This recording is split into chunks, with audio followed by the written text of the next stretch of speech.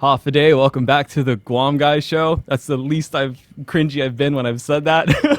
Today's episode is, I guess, all things hiking. We're here in Southern Mountain Gear Store in Hagutnya. I'm joined with Dan Holmes. Do you pronounce the L, or is it just Holmes without the L? Holmes. Yeah. Holmes with the L? Yep. Okay, cool. And Reed Sapasnia, hiking extraordinaire. I've been on the trails basically my whole life, so I guess you could say I'm not easily super impressed with like people out there or anything. Not that I need to be impressed or anything, but like that guy impresses me to another level. This guy impresses me to another level. And his wife, Erin, who's over at the register, who refuses to be on camera, is also an extremely impressive woman. Yes, I'm shouting you out. All right. So yeah, thanks for joining us, guys. Thanks for joining me. We're here in the Southern Mountain Gear Store. I guess you got a lot of people walking in. They're new on island, or they haven't been on island too long, or even maybe you've had some born and raised locals walking in the store. They want to get into hiking. What do you say to them? The first thing we were going to do is we're just going to introduce ourselves. We want to find out who's coming into our shop for the first time, and we want to find out why they're here. Are they here because they're looking for some trail shoes, or are they here because they heard there's a cool store that was selling Gooder sunglasses and pit vipers and all sorts of fun, colorful stuff that you're seeing out on the trails. So, as a matter of let's say, with the trails, so they've never been on a trail and they want to get on trails. What kind of advice do you have for them? So we're gonna probably first and foremost, I'd say, is just to find out what kind of gear they're going to be wearing out on the trails, and also to find out where they're going. That's going to kind of dictate what kind of gear they need to be using. Most of the stuff that we carry in the store is going to be stuff that Aaron and myself have used. We're using the opportunity to bring gear in that we can try and test, and then that way we can push it to our friends and the patrons, and because we know it's going to work for what Guam has to offer. Guam is such a unique island that it's not. It's not, it's not easy hiking. To classify. Yeah, it's not like, there's a lot of people that are hikers in Colorado, and the Guam trails are not, the mountains of Colorado. They're totally different challenges, different things you got to look out for, and that's what makes it. Yeah, I've been in, my wife's Korean, and I've been climbing mountains out there and stuff, and the trails are well marked. They're developed. There's stairs in the hard places. There's railings and so on. And then, so I would literally feel comfortable doing a lot of these barefoot, or just or just Zoris, and just make sure I have enough hydration and stuff, and first aid kit, of course. But Guam is pretty wild. So I guess, Reed, you take out a lot of first timers. From what I just see on your Facebook and your videos, and first timers to like super veteran status, like hikers and trekkers out there. So how do you approach taking new people out? What do you tell them? If I'm taking a new person out, I kind of look at I always ask, what's the budget? And what is their priorities? Do they want this to be something ongoing? So I always recommend, if I feel that they have no limits, of course, come down to Southern Mountain Gear. And number one thing I always recommend is you got to get a shoe. And I'll elaborate on the shoe part. But if they just want to try it out with the family and kids, okay, the old sneakers will work. And as soon as they start falling down, you kind of like get into the conversation with them while you're out in the hike, while they're enjoying it. Like, I think you should invest in a shoe, and you see the outcome of how much easier. Because with a really good shoe, you can, it helps your cardio and everything. If you think about every step you fall down, it takes like, you're sliding, it takes like 2-3 strides to get back up. That is maybe 5-10 feet. You could have been a lot farther on your actual hike. So when they invest in a shoe, a proper shoe, when I mean a proper shoe, if you go per se get a $55 shoe, by the time you replace it 3 times, it's no different than buying the shoe down here at Southern Mountain Gear. The only difference is, as the shoe wears, it becomes part of you. Where a new shoe, you have to adjust. So 3 new shoes you're adjusting versus 1 shoe you've been hiking and its limits. And the beauty about these shoes, I wasn't a believer at the first, and I wasn't a believer, and I just kept preaching about my trail shoes from A6. I say A6, the Japanese say A6. But I was such a firm believer because I would go in and out of the water and the trails, and they're really good for river. But as Erin decided to size my foot up, and she's like, "You should really try this." And I took a chance, a really big chance, and I was so impressed that I actually cut my times down on hikes. So I tested it. Like one example was going down is the best way to test your shoes, right? Or a night hike because it's all slippery. So I tested the shoes on a night hike, and I was surprised that I didn't fall down, which was really impressive. And the other one was coming down, I don't know if you guys know it as rain gauge. I call it rain gauge trail, but it's the Southern Mountain trail up towards, left is towards the crosses, right is towards the Southern Mountain. Anyway, I decided to test it. I did 8 minutes down, 8? 8 minutes down. And that was like, that's not trying to hurt myself. It's just the Sounds shoes. like it. The shoes really has the bite. I mean, it'll give you enough to control your balance on top versus slipping and sliding. Let's see. I run up to the crosses in like 21 minutes. If I ran down, it'd probably be like 16. So you did half of that. Like, yeah. wow. Well, I mean, the shoe really speaks for itself. And on another example, we were on a boonie stomp, and I told the rest of my other leaders I'm gonna go fly down and check it out. And I did Schroeder and 10 down, and that's safely, right? Safely for me. And then when I got down there, I noticed the next week everybody was wearing the same shoe. So that's what the shoes does. It also speaks for itself, But since I bought the shoes here, I honestly think that referring everybody, here's the issue. People talk about Amazon, they talk about ordering. Problem with ordering is your feet might hurt. You don't want to be on a 4-hour hike and your feet's hurting because you're done after that. So my suggestion is always to buy your shoe on hand, whether you got to pay up front for the shipping. And you can always ask Dan for discount. And Erin would give a huge discount if you say, "Wow, Reed referred me down here to get a pair of shoes. I want to try to beat my times." She'll give you a good discount. But yeah, the shoes makes a big difference. It helped my cardio, and we'll get on that subject because I do have a cardio instructor. If people don't know, Erin is my cardio instructor. She helps me figure out my everything from electrolytes. So when I first started hiking, I didn't know much about electrolytes. It was just get out there and do it, no excuses. They're what plants crave, right? Yeah, yeah. So she taught me a lot about electrolytes, and since then it's like I have no limit. The only limit is my mind. Yeah, Southern Mountain gear. We're diving in really fast talking about shoes and stuff. One thing I was wondering, do you mind grabbing just a pair of those mud claws real quick? I just want to show people kind of what we're talking about because you can just walk around and pass it. Yeah, it's okay. This is good. Thanks. I try to get her on camera. So I mean, when we're talking about a good trail shoe, I mean we're talking about something with lugs. I mean, this is not your typical New Balance or Nike Ross. shoe. I mean, yeah. we're talking about something that's got a lot of tread and is going to get you up and down the hills.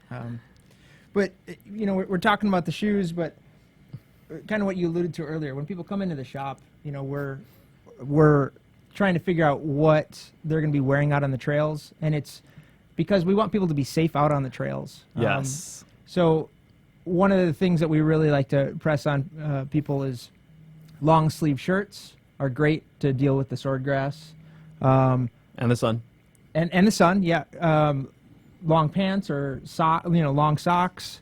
Gloves are great, especially if you're going to be doing any of these climbs that require ropes. San Carlos Falls, Lower Sigua Falls, SETI 7, another great example. I mean, you definitely want to get some good grip so you can get up and down these ropes safely.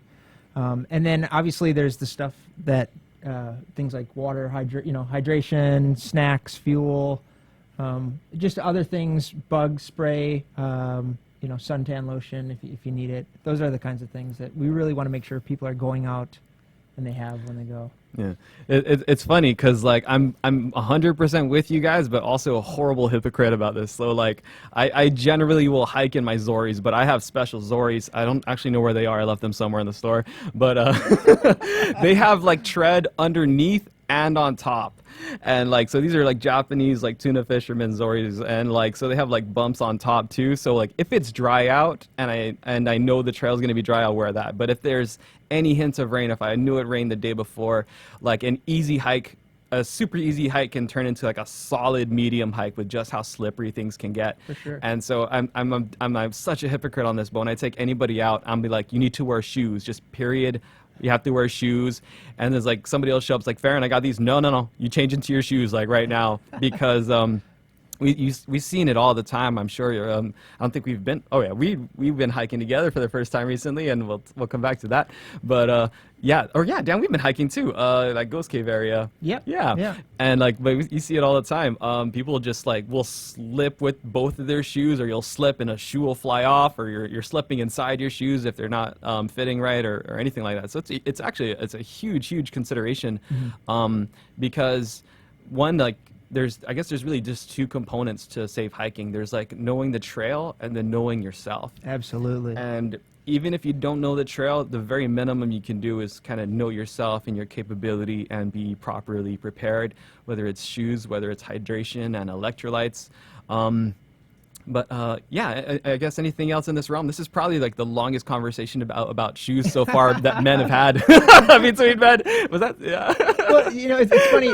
But it makes total sense. Yeah. You make a great point about knowing yourself and what you're capable of out on trail. I mean, there's some people that go out and they hike barefoot. And they Taijeron. still do it. Yeah. Linda, Hi, Linda. or Roman from Fokai. He went and hiked Mepo with us, and he was barefoot the whole time. And but those guys, I mean, they know what their limits are. They know what their capabilities are. And me too with my Zoris. Right. Yep. So. All right. Did you have something, Reed? Yeah, I'll elaborate. I know we're the same subject, but with the shoes, if families with, say, a certain age group with kids, the advice I give the parents is, if you invest in a quality shoe, the shoe they're so good they can actually last the hand down. So you're really investing long term. The shoes could be passed down, and now back to us adults, like when I use a shoe from, like, when I buy here, as these wear, one trick I learned from Dan and Erwin is that now that they're, what would you call it, like the gauging of the size of the threads, as they get lower now, they actually become better for the river, because now they're a little bit lower and wider. And so what I do is, an older shoe, I use it for my river treks. With the newer shoes, I use it on the mountain, on red dirt. So the shoe becomes, from average 2 years here, I still got some of my shoes, actually. I haven't got rid of any of my shoes that I've got purchased from here. Nothing's hanging up on the line in the shop. Nothing is hanging up. I mean, I clean them out and I'm like, okay, how long is this hike? Is it majority river? So I grab the older shoe, which is still intact, and it works out, versus the newer ones, I want to slam everything. And I've actually, every shoe I purchased here, I haven't got rid of it, but how's that? And the friends that I've helped out, and Dan knows I sponsor some shoes and help some hikers get started, they still got the shoes, and the only thing I ask them is hand it to somebody else if you're not going to hike anymore, right? Because the shoes go a long way. And then with the kids, on the issue with the kids, is like I told the parents, is it worth the hospital bill on stitches? Because it costs more versus getting a really good pair of shoe. So I'll end the shoes with that subject, right? Okay. Hospital bills, yeah. All right, shoot. All right, so I guess we'll talk about one particular trail that you and I, as our first time, like really kind of hanging out for any amount of time. We first met for like, 30 seconds to a minute on the Trench Mud, or what's it called now? Trench Challenge now. Yeah, Trench Challenge Trail. Reed. What's up, man? Nice to meet you. Yeah. How's it, man? Get it on. Oh, yeah. I just think I did enough mud. waiting for the team. Good to meet you, bro. Yeah, you too. we locked eyes and we're all like instant respect, bro. Like Yeah. we see each other on So I social like media. this guy. I know this guy. I like this now, guy. now we meet in person. And so that led to just, I guess, some messages back and forth. And we started doing what we call like extreme cleanups. And then you had offered to, help somehow. And then, it started, the extreme cleanup started with rope climbing and some dives. And then I'm like, there's some trails that could definitely use attention. And you're a Guam Boonie Stomper leader, yes? Correct. Yeah. Yeah. And so I'm like, hey, that's perfect. Why don't I try to think of something that, we can do together that, is hiking or boonie stomping related and is a use of people's time. It's something people are doing anyway. And let's try to, it's more than enough purpose just to get out there, but just do a little bit more and maybe give back to the trail and do a cleanup. So I'll go ahead and play a video from our first collab and first of many to come. 1, 2, 3. So extreme! We're on our way to Tanago Falls for our cleanup, and yes, that is scuba gear. I was a little nervous about this cleanup, but I actually could not be happier with the turnout of around 20 awesome people. Our plan was to go straight to the falls and enjoy ourselves there for a bit, and then pick up trash on the way back. These guys really pleasantly surprised me because they found trash I couldn't even see.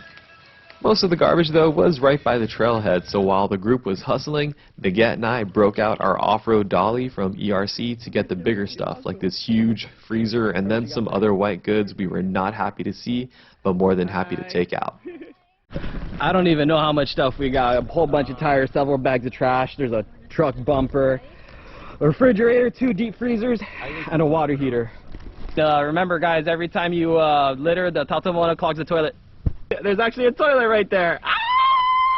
That's great. Yeah, so Tanago Falls, I would rate that just as a solid easy, but with all of our ratings, right, they all come with an asterisk, as you're alluding to at the start, Dan. And how long would this take a family? How long would this take a family, one way and round trip? Like, The Tanago Falls hike? yeah. It's probably, if you've got some little kids, it's going to probably take you half an hour to get down to the falls. Okay. And then back out, since you're going to be going uphill, it's going to take a little bit longer. But yeah, it is one of the easier hikes that we recommend. That maybe Priest Pools is also another great like intro hike. See something really beautiful on the island. Fonte Dam is another good one. That a lot of like the Boy Scouts and Girl Scouts, they do that as a hike, and I think they've actually sponsored that trailhead, or there was a plaque out there, I think right? they discovered it or Yeah. rediscovered it. Yeah, after like decades of being overgrown and so on, right? So yeah, like solid, easy hike, except when it's wet. When it's wet, that red dirt just becomes this slippery madness that sometimes it doesn't matter what shoe you wear, it's still easy to wipe out. Or maybe it's just I've never tried one of these shoes. Like Reed, if it's the slipperiness that you encounter, is that shoe gonna keep me up? Yeah, I'll be honest. So even if it's an easy hike, it doesn't matter easy, hard. I'm always wanting to have a good set of shoes because full-time job, the last thing I want is like an incident I experienced was like I grabbed my old shoes. So now that I'm not adjusted to the old shoes, I ended up slipping. And before, like, if you're adjusted to a shoe, you kind of like Dan said earlier, you know yourself, you know your body, and I wasn't ready for it. So when I went down, I sprained my wrist. Ooh. So now coming to work, with the injury, and then like, man, I need my hands. So from then on, it's like it didn't matter how easy the hike was. Everybody turns around like, wow, Reed, is this a hard hike? I'm like, no, it's not. And like, I'm all decked out, all geared up. And I'm like, for me, safety is a must if I want to continue my lifestyle, which is getting off work and hiking, or getting off work and catching some sprints. I can't do any of that if one injury would sustain me. So get yourself a shoe. Get yourself a shoe. Reed, how often would you say you're out on the trails?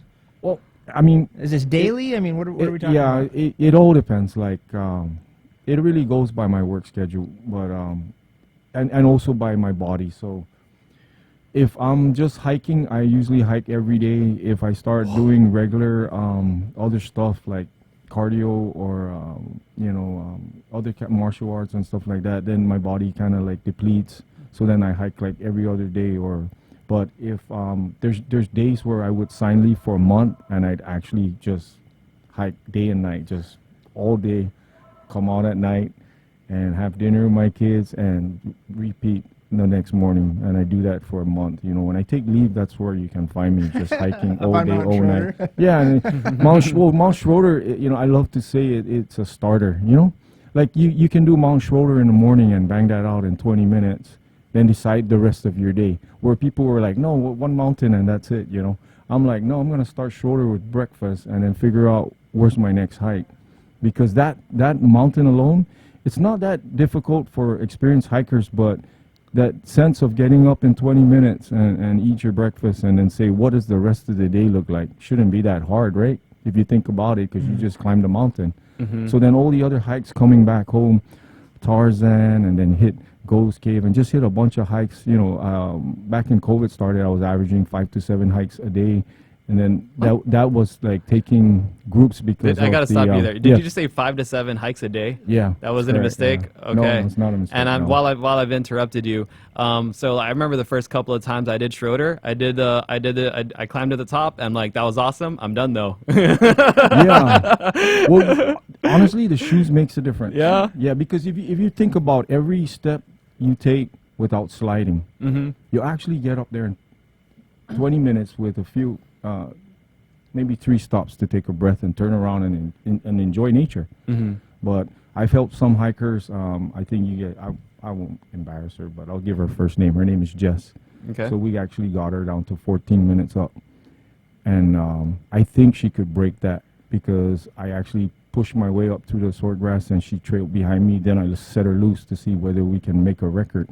And I personally never wanted to set a record going up, but I knew she was able to do it on Schroeder. But all of that really makes a difference with the shoe. Okay. Because she doesn't have to hold the swordgrass. She's just trailing up behind me while I'm trying to clear her way up. And she's just getting ready to take off. And once I set her out, she's gone, and we enjoy breaking records together. Like I want her, just between us, I say, hey, why don't we go break a record? But it's all set for her to break it. And it really makes a difference with the shoes, because now she's not holding the grass. She's not holding the sword grass. She's just controlling her breathing and going straight up, saving it to set out, And so, yeah, 5 to 7 a day. But COVID was mostly because families could not go together. So I remember, man, when COVID first started, I set out 6 in the morning, take the first family like 7 o'clock down to Sella, come back up, 2 hours, 2.5 hours, wait in my Jeep and wait for another family to show up because they couldn't hike together because of the COVID restrictions.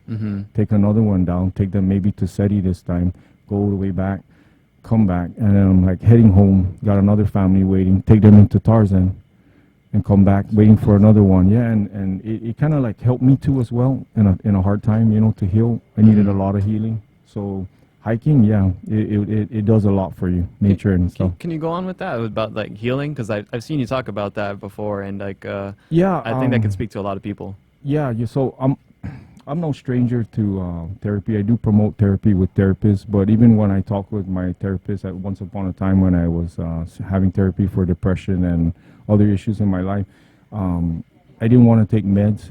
So hiking actually pulled me away from the meds. And but before the hiking, it was martial arts. So you would have to always find something to lean on to pull you from the negativity. But I found that with martial arts, you still had to go to a gym, or I was an instructor, you still had to teach, you still had to have the discipline, where hiking, you really, the only discipline was yourself. Can you get there?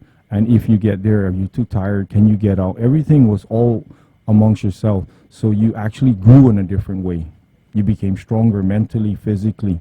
And with that said, it was easier for me now to reach out to people that needed help in regards to mental wellness. With martial arts in my background and stuff, it didn't really help me in that aspect to help others in that well-being area. With hiking, nature does 80-90% of your work. The other 15% is to make sure they get out safely, right? And choose the right words not to break the hiker. You know, like we mentioned Tanago earlier. It's a really easy hike, but for someone who's never been in the sun, it's going to be a hard hike because it's exposed. There's no shade. Yeah. So when I'm taking kids, the first thing to do is to distract them, talk out loud, play music, which play your speaker. Once you get them going and then the kids are laughing and enjoying it, then the sun it's not a factor anymore. But so it's all well-being. It comes back down to what nature can do for you, right? Especially if the sun is out, mosquitoes, and some hikes, it's all mosquitoes. That's all part of nature, but if you distract them and they learn how to beat those adversaries, the heat, the mosquitoes, falling down, slipping, because of course they're not ready with their shoes. All of that is mental well-being. And when they get out of the hike, you know what's the first thing they always say to me? When's the next one? That tells me my job's done, right? My job's done. Thank you, nature. I always thank nature. You know, you do the rest for me. I don't have to be a certified therapist. I don't have to go to school for it. I just got to make sure I know they're safe and how to get them safe. Once they hit the first hike and they say, when's the next one?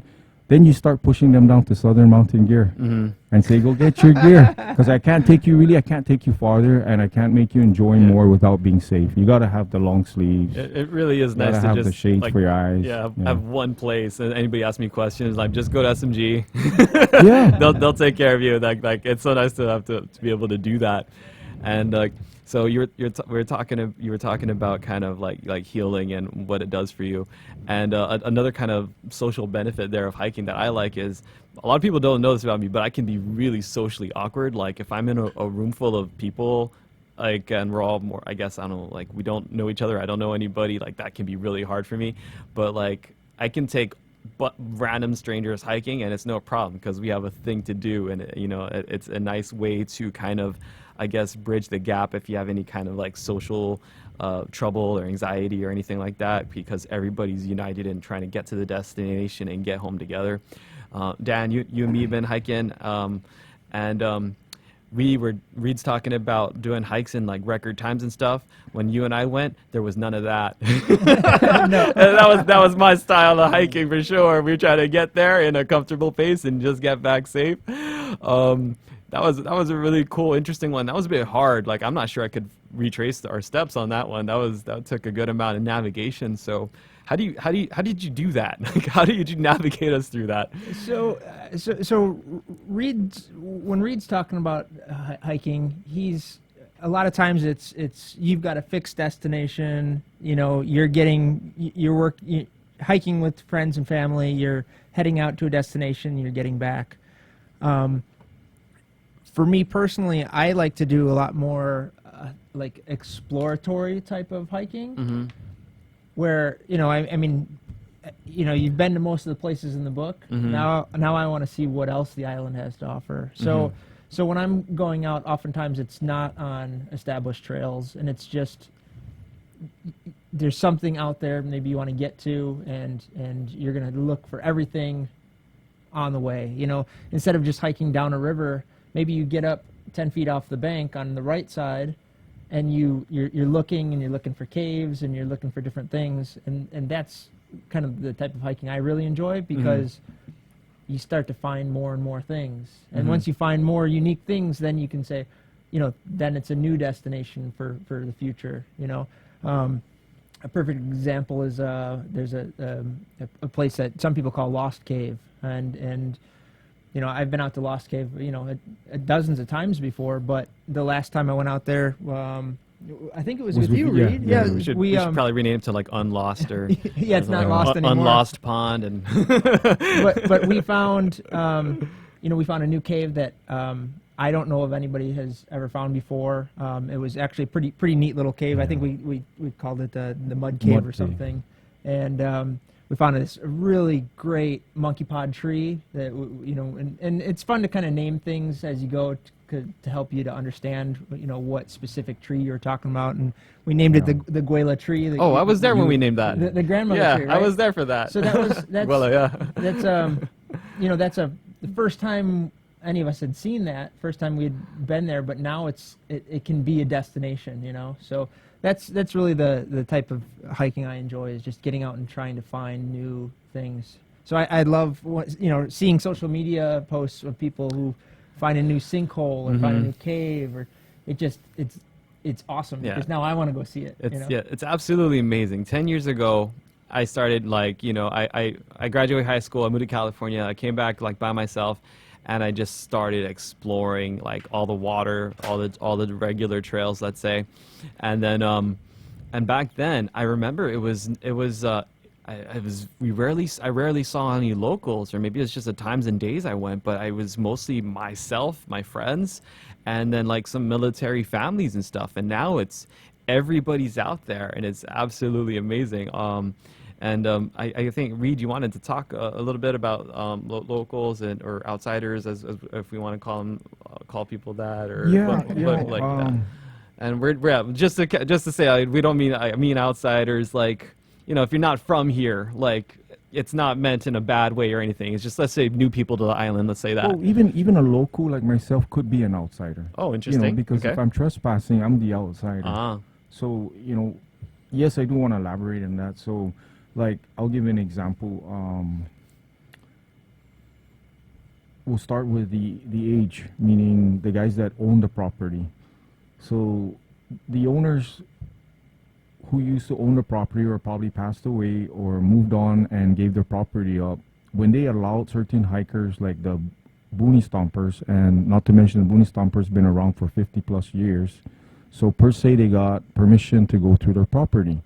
But now that these owners passed away, or there's a new owner, or the land is in limbo, the younger owners that are fighting for the land, or so-called putting up signs, no trespassing, and we, like the Boonie Stompers now, are trying to establish with the new owners and get friendly, where, example, Dan is exploring.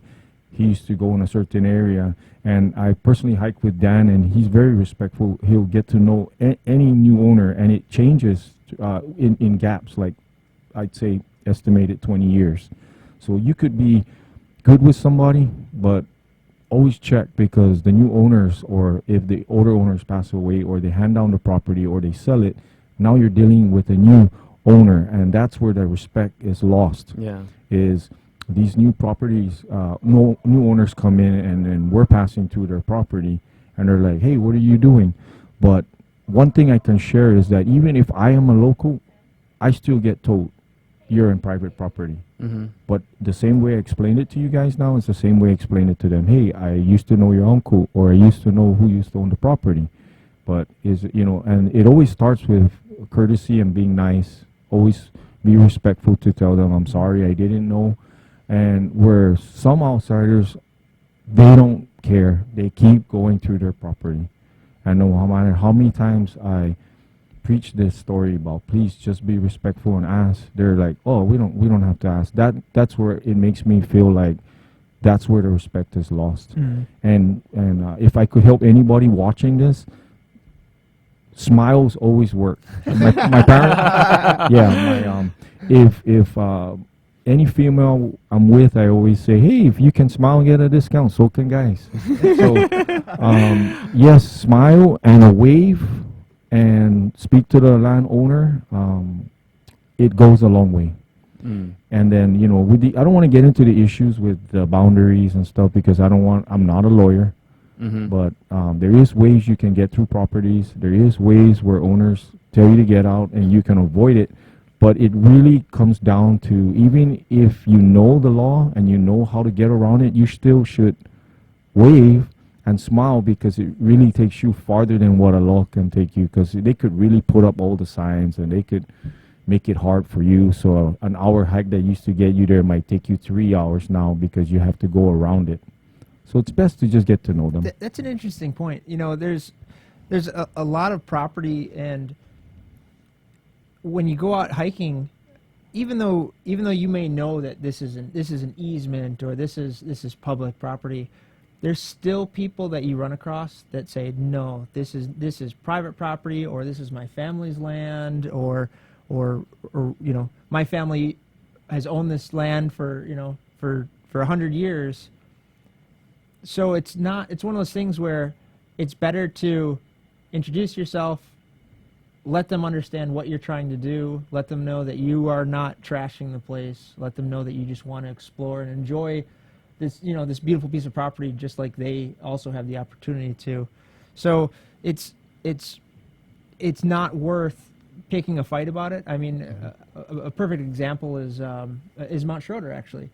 We did a trail race that started in the bay in Humatic and went up the river, and then it went actually up Mount Schroeder to the peak, and then came back down as fast as you can. And one of the landowners, we weren't cutting through his property, but he said, "Hey, where are you guys going? What are you doing?" And we said, "Well, we're going. This is part of the route, and this is part of the trail." And he said, "Well, this is my family's property." But it wasn't. So it was one of those scenarios where we explain what we were doing. We explain that we're trying to get permission. If it is their property, we're just trying to get everybody to enjoy this really unique feature. Yeah, I mean, like whether it is private property or you're going around somebody's property nearby, I think everybody just wants their family to feel safe, right? They just want whoever's on the land to feel safe, or just know people aren't going to burn their grass or trespass or do anything illegal. Poach their animals. Yeah, poach their animals. Yeah, and so I think a lot of the more popular trails, I mean, I can't speak for the landowners, but I could guess that there may be an acceptance that it's an established trail, and at the very minimum, just to show that respect, I think goes a long way. As Reed said, show that smile, flash those pearly whites, and I'm sure that'll get a long way. And sometimes that can be an opportunity to find a different route to a particular destination. Example is the base of Mount Schroeder. There's a neighborhood, and there's a particular landowner up near the top who is not really doesn't feel comfortable with people hiking even right alongside his property, and I can understand that. But as a result, we found a couple new routes up and down Schroeder, a couple new ridges, and now they've become the new go-to hiking destinations. Yeah, back on that topic what Dan was saying on the urban side, I call it urban Schroeder because the Booney Stompers originally went up that way, and I'm pretty sure Dan's history, he's been up that way. But this dude was very uncomfortable with us going up. And one day I decide to go down that way, and he stops me. And we had the long local talk, and then he offered me now to go ahead and leave my Jeep there so that he knows I'm up there. Now, I didn't take the offer because there's so many ways to do Schroeder now. But with that said, just having that communication with him, he was saying, if you leave your Jeep right there in that spot, and I don't care who's with you, as long as your Jeep, then I know it's you up there. So it's just a matter of breaking that conversation versus coming down the hill and he sees all of us like, what are you doing in my property? Now, like, we don't really know what are the boundaries to his property, but like Dan said earlier, it's just not worth the fight, There's so many ways, and it opens up different ways. Another thing about talking to landowners, you'd be amazed because they'll be like, "Did you try that way?" Yeah. And we're like, "Oh, there's do you have another enough way." water? You guys want some? You guys want banana? And, guys, and surprisingly, the landowners know several ways. Like, hey, by the way, you can also do it this way. And I'm like, I think the really? surprising thing ways? is it's that surprising. Yeah, like they live there. Like they might have awesome tips and stuff. Yes, exactly. Or they tell you about a falls they know that's nearby, and you're like, wow, let me go check it out. Now that we're friends, Yes. I've spoken to a number of people, just hiking down a road and saying, people ask where I'm going, and I tell them where I'm going, and they said, "Oh, did you know about the cave that's right down there, or have you been to something else?" And it opens up a whole bunch of other places to explore. That's pretty neat. Yeah. I want to talk about exploring since Dan has mentioned it many times. Dan is a very well-known explorer, and every time he says, "Hey, we're going to get a hike," I kind of have an idea of what's going on. We're going to go look for something. So I'll share a story with you guys on Dan. So, like, I'm not a cave guy. Everybody knows I'm not a cave guy. Really? I didn't know that. I'm not a cave guy. I love caves. I grew up with my dad saying, I'm like, "What's that?" He's like, "Get away from there. Don't go in there." But anyway, we find this new cave, and Dan named it Mud Cave. And it was so funny because he decides to peek in. he's crawling in this little hole, and I'm like, man, I can't believe we're going in this cave, and we're in the middle of nowhere, and he's like, so what, are you coming in or what? And I have to hang my backpack, and I'm like, hold on, man, I gotta make sure somebody finds us. We don't know where this is at. And so safety rule on going in caves, you know, of course you want to bring your water. Your cell phone ain't gonna work in there, so you got to bring your water, at least one bottle. So here I am taking out my one bottle of water because I don't know how long I'm gonna be stuck in this cave if we just drop down. This is Terrible. terrible. I hang my backpack on a where somebody can see it visually. I'm doing the safety. I get my phone and I'm like, God, there's no reception, and I'm trying to send a pin. So I have this send a pin to my guardians. I have a private chat where my guardians know where to find me. So I'm like doing everything I can, and I'm looking at this hole that he's going in about maybe 2 feet by 18 inches, and I'm like, man, he's going in there. Okay, Here I go. So I go in with him, and we find this cool cave, and then we look up, and Dan says, hey, there's like a, you know, what we call a skylight, like there's a hole in the roof. So now we're gonna go find that hole. So we end up coming out and looking around, and we found the top looking down. You know, it was really cool, right, Dan? Yeah. Cool cave, yeah. That's a story I want to share with Dan, because he loves to explore. Cave safely. Yeah. Bring 2 lights. Let people know where you're going. There's a lot to it. Yeah, thank you. I was gonna say, because like you just dropped that in, you have a group chat with your guardians. I'm like, you just dropped that in so sly, but that's a huge thing. Like somebody needs to know where you're going, you know. And while we're on that subject, let's just cover some good general advice. Somebody needs to know where you're going. Always have enough water. What else did you say? Bring 2 lights for caves. Yeah, bring 2 lights and some way to mark your way in and out. Don't leave garbage behind. If you find any historically or archaeologically sensitive artifacts, Leave them. Leave them. Don't touch them. That applies to caves that, you know, during World War II. Obviously, Or any there's hikes, still yeah. a lot of Japanese artifacts that can be found all over the island. But there's also other, you know, caves with pictographs and pottery shards and all sorts of things. But What else in terms of safety? You have these first aid kits here. They weigh like 8 ounces. yeah, you grab one of those right behind you. Yeah, any one of these. I mean, they come in different sizes. They're pretty cool, but they're basically ultralight kits, and they've just got everything you're gonna need. And it even tells you kind of how many people to anticipate. Where does it say there? So group size, 1 to 2 people for 1 to 4 days of either you know, camping or hiking. So, and then obviously we got like small ones here for, you know, just a single person, 1 person, multiple use. But having just a small one of these stashed in your pack, it's absolutely the way to go. Yeah, and actually I would always recommend, you know, maybe get 2 and take one apart and like tear everything up, learn what they are, so that in a real situation you already know how to use them. Yeah. And like you don't have to waste time figuring things out. You're able to just go straight at it. If you're able to, or everybody should be able to, do a CPR and first aid class.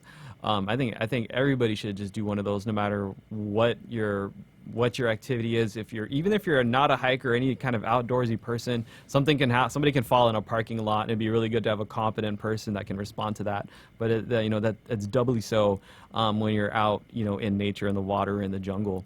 What else do we have? We talked about, I guess, sun protection. So we have long sleeve shirts here. Southern Mountain Gear, long sleeve shirts. They also have the Guam Extreme Cleanup Crew collaboration shirts, and those help us out with with things like the podcast and our extreme cleanups and so on. But also they'll help you out with mosquitoes, sun protection, sword grass, hats for more sun protection. What other kind of good advice can we give people for safety? Well, I myself usually wear tights, and then use just a pair of thin shorts over the top of the tights. But we also recommend just shorts with long socks is another great way to avoid the sword grass, or, you know, some kind of a hiking pant. Yeah, I do that. I'll do that too. So oftentimes I'll just go out in shorts, and sometimes like I'm playing this video right now on the backside of Schroeder on this knife edge, where it's a sheer drop on either side. You have about 2 to 4 feet to walk on, and if you fall off of that, you're going down. And so this first time I'm wearing my trench mudder shirt with some gloves and some sleeves that are just, I don't know, they're just sleeves by themselves. I don't know what basketball players wear them. I don't know what they're called. Arm sleeves. Arm sleeves, yeah. And then I'm just wearing shorts. And that is the first and last time I just was on this place wearing shorts. And then after this, next time I went back, I wore some leggings or tights, whatever they're called, with some shorts over it. So I just felt like a tank. I could just push through everything. Yeah, for sure.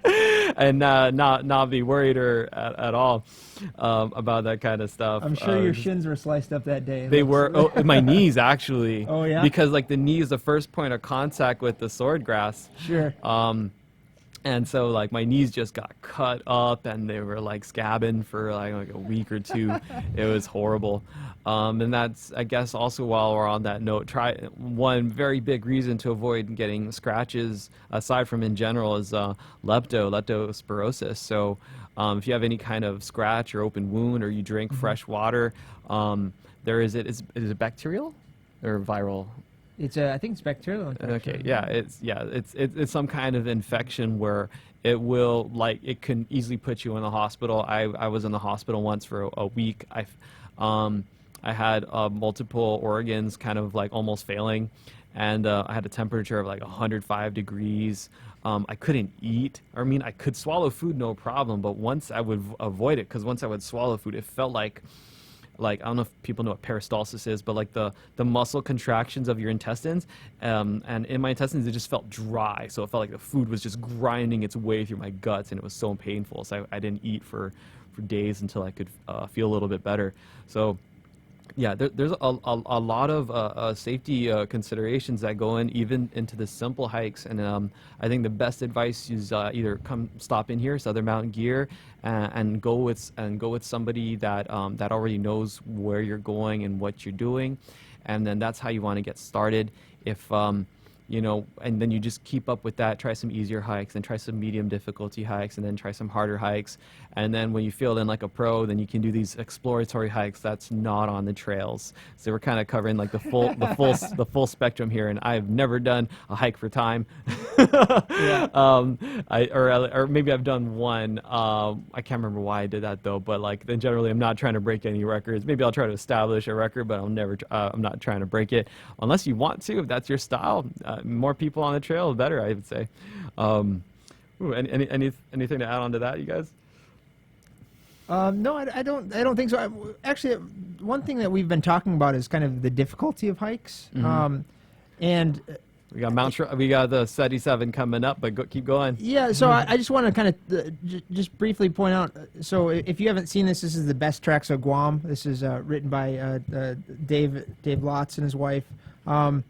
Great book, and it's got probably 40 or 50 hikes in here, and they've got difficulty ratings, and the way they've kind of determined their difficulty rating is based on exposure, like Reed was talking about, your distance, and then also kind of the elevation gain and loss, which it can play a big part. You might have a hike that only is only a mile long hike, but if you're going up 500 or 600 feet of elevation gain, it's a significantly different than a mile on flat land. So so when we're talking about these hike levels, it's kind of the average person, whether they would consider it easy, medium, difficult, or obviously even harder.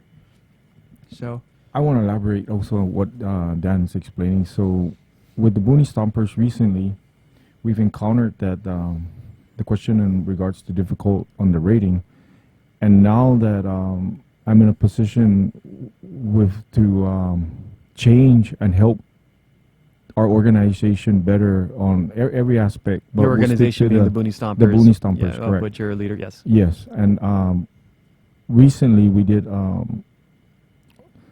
Mount Sasalagwan to Tequilu, the loop, but it was a pretty hard hike. The sun exposure was so bad, and I mentioned to my other leaders that I want to start doing 2 to 3 of this type of hike, where in the past we did it once a year. So we're going to start incorporating it 3 times out of the year, but on the difficult rating, per se rainy season, and it's raining all day for days, then it would be double, because Sure. they don't have the exposure of the sun. But the days that we're going to do it on, and it's a hot part of the season, we would put triple difficult. Mm. So we kind of give them an idea on the rating. We also had a guy messaging, how can he base himself on the rating? Our ratings on difficulties are based upon the look of our hiker when they get out, or us. Yeah, really. It. Some hikes we get out, and I'm like telling the other leaders, go back in the website and change the double to triple difficult, because it looks like we broke a lot of people, and we want to fix that so the next time they do decide to come out, they're not like, well, I didn't know it was going to be this hard. Well, we put triple difficult, and the rumor now and the joke is I'm telling them, well, we need to start putting death. We go from triple difficult to death, and with a laughing face, like, please make sure this is what you want. Don't come out. And we do take, one thing about the Booney Stompers, we always take first-time hikers. We don't have a rule that says we don't. Our goal is to make sure you come out safely, but we do have these beginner hikers that show up on a triple difficult, and I don't understand, it's really hard, but if our job is to get them out safely, and we do, they are full Booney Stompers. They come back week after week. Yeah. So we know we did what we're supposed to do. Yeah. I actually haven't been out with you guys on an organized Booney Stomper hike, but things I've heard, like you meet at a particular location at a particular time. I think there's a nominal fee, and I think you have like multiple guides. So if something goes wrong, like you guys can handle that. Can you just talk about that aspect of it, just the organization of a particular day? Okay, so for decades they were meeting down in the Ganya, and now we decided to try something new and meet at the trailhead. So it's still up for vote whether we're going to leave it at that. In the past, the founders have met at the trailhead, and the results ended up back to meeting in Agana at a certain point. And there's pros and cons to it, but there's a $5 fee, and we do have a waiver, but our job still is to get you out. So whether you have the experience or not, I've incorporated more leaders into the Booney Stompers, and also guiding and teaching them, not just because you know the trail, but how to read a hiker. You need to read a hiker whether they're braking or not. And now we're like passing out electrolytes, where in the past you bring your own stuff, you bring your own water. So one of the rules we had in the Booney Stompers. First timers, you listening? One of the rules we had in the Booney Stompers was every leader had to carry a first aid kit. So now the new rule we've implemented is every leader had to carry 2 bottles of water. And it's not that we're giving out water. It's a safety thing. We have to treat it like if somebody needs water, we have to help them. And I know Erin gave me a good tip, and she does it with her berserk hikes with the bag check. So we did vote on that, and it's still up in the air. Some of us don't want to check their bags. We just want to believe in good faith that they're going to bring their water. And most of the time when they do dehydrate, we find out they only brought 2 bottles of water, 3 bottles, when we ask them to bring 3 liters. So it's really a struggle that we have in the Booney Stompers, but in the end of every meeting and the end of every big hike that we took somebody out that needed rescue, it's always that final answer is, this is what we do. We're the Booney Stompers. We cater to the public. We cater to non-hikers. We do what we do best, and help people get out.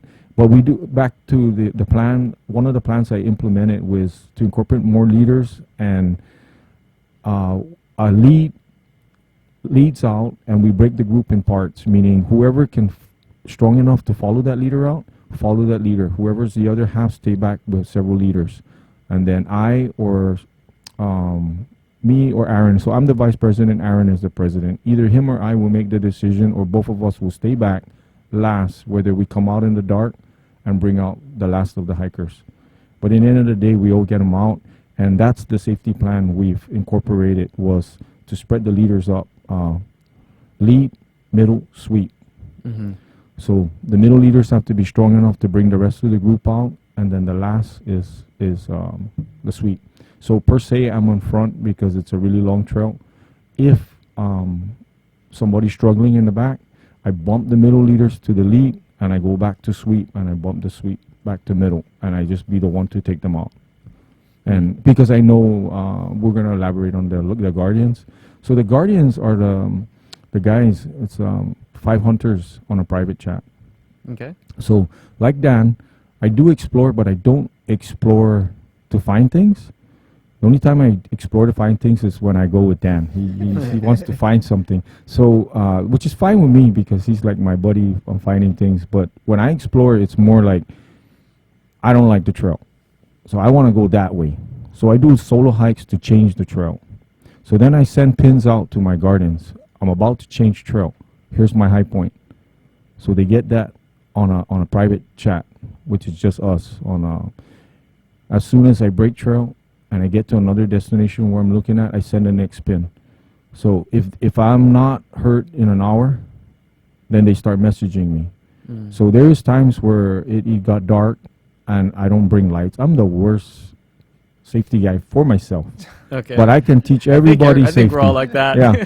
It's like, I'll wear my Zoris, but you all must wear Well, shoes, or you're not right? coming. Yeah. So I'm in the middle, it's 9 o'clock at night. They're all messaging me, hey, you okay? I'm like, yeah. Did you bring any light? Do you want us to bring us light? Of course, I didn't bring my light. But when you know the trail so much and you kind of know how to read the mountain and you know how to read the canopies, I'm sure Dan knows that we don't need light. We just come out because we know what we're, not because we know what we're doing, but because we want to get home to our family. So we I need light. I want need lights. light? Oh, I want lights. yeah. I want lights. So You have some lightweight like headlamps here that are pretty powerful. we do. We actually brought in a whole separate line of waterproof headlamps just because the stuff, the water resistant headlamps and stuff, we just found we were going through them too fast. If you're swimming in the pools or out in the rain and you've taken apart those water resistant headlamps and just everything's all corroded on the inside.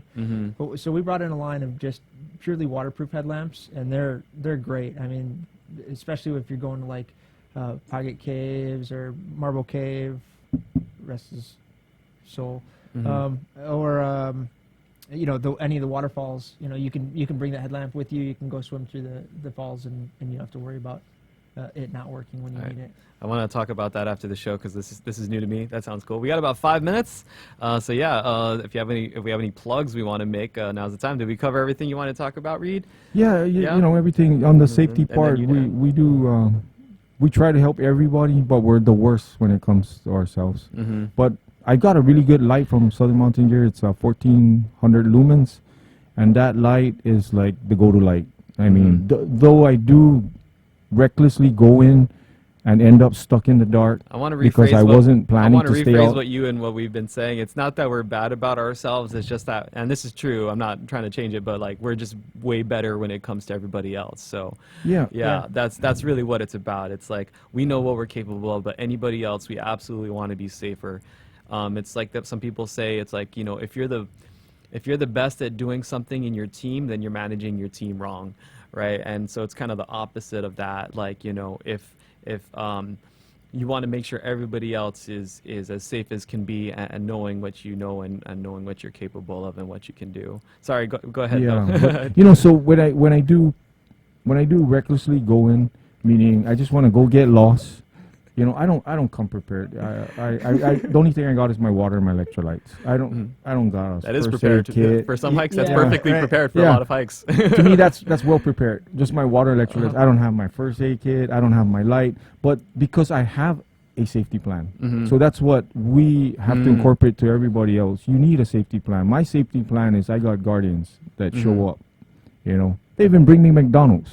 So my guardians is a blessing, but that is why I don't carry some of the stuff. But when I do take friends to do a long trek, I do carry my light because you've told me before, like you'll stage water, like you'll do a hike multiple times in the days leading up to a big hike, and you'll just stage water around. Yeah, and like I imagine you can call your guard and like, Gina, I'm like 3 miles above shorter. Can you bring me a McDouble? No onions, K. Yeah, that's another issue before we get off is not only knowing how to hike and knowing the safest way to plan a trek is to stage. Staging water, also inquiring with other hikers that have the experience that, hey, this is my plan, I'm going to do this, letting them know where you're going and what you're doing. So my guardians, when I do big treks, they already aware of my plans. Like, they already are on the plan before the trekkers know, meaning I've already planned 3 or 4 mountain hike in the same day with the guardians, and this is my route. Then I send it out to the hikers and say, if you're going, you're going, you're not, you're not. So in other words, my safety plan's already been activated. Can I just Yeah. say, Yeah, you have a minute or two? Yeah, and we'll... Erin is my guardian. So Yeah. whenever I'm going out, she's, you know, she wants me to check in with her when I start on my trail. She wants to, you know, assuming there's signal, she wants me to, you know, send her a couple pictures, proof of life. And That's couple power. yeah. No, yeah, absolutely. Cool. Yeah, we want to take a minute or two. Anything else you want to say, or I guess anything else you want to talk? We haven't talked about in the store that's super critical, or anything like that, or. I think we covered most of it. We do have a virtual elevation challenge, which is coming up the Okay. first week of July. So it's you come sign up in the shop, and you can either sign up for the 14,000 or the 28,000 foot. Yeah, division. you guys put on a lot of events. You have 5K every week. Is it Tuesday nights? So Tuesday nights here at the park, 5:45 show time, 6 o'clock sharp go time. We do a 5K here in Agana, and then we all go over to Carabao afterwards. Okay. We do that every Tuesday. Then we try to host a couple events per month. We just did a couple of trail races, one with APL Race Fiesta weekend out at the racetrack. We did another one with the general fitness competition team. Oh, that's terrible. I'm sorry. No worries. With the general fitness competition team, we did a trail run, and then we've also got the Guam Extreme Adventure Races, which we try to host 3 per year. And the third one's coming up the first week of August.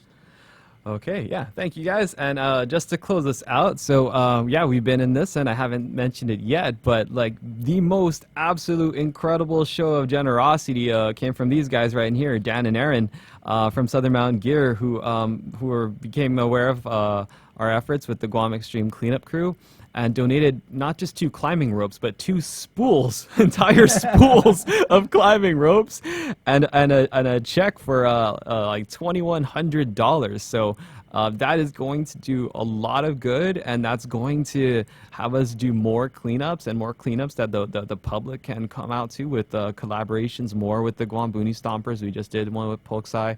We're going to be doing one with Guam Overhang Club. A couple others I can't talk about yet, but I'm super excited. I'll tell you after we get off of the air. So thank you, Dan. Thank you, Erin. Absolutely. we really appreciate what you're doing for the island. It's just incredible. So. You too. All right, so that wraps up this episode of the Guam Guy Show. Thanks for watching. Thanks for listening. Thank you to my guests, Dan and Reed over here, and Erin over there for joining us. We're at Southern Mountain Gear, and it's about to blow up, you guys. Local business Southern Mountain Gear has made a beyond generous donation in the value of $3,000. Off the bay, look what we got donations here. We got 2 brand new spools of climbing rope, entire spools, I think like 300 feet each. My arms are getting tired just holding them. Donated by Southern Mountain Gear, so thank you guys very much for these. And a check, and all this together is just beyond generous. Way more than I could have expected or could have asked for even, and I wouldn't even ask, but oh my god, I can't thank you guys enough. So yeah, please come down. Southern Mountain Gear support. You can buy Southern Mountain Gear, Guam Extreme Crew collaboration shirt, or Guam Extreme Crew shirt from any of our 3 locations. But thank you, Southern Mountain Gear. Thank you for everything.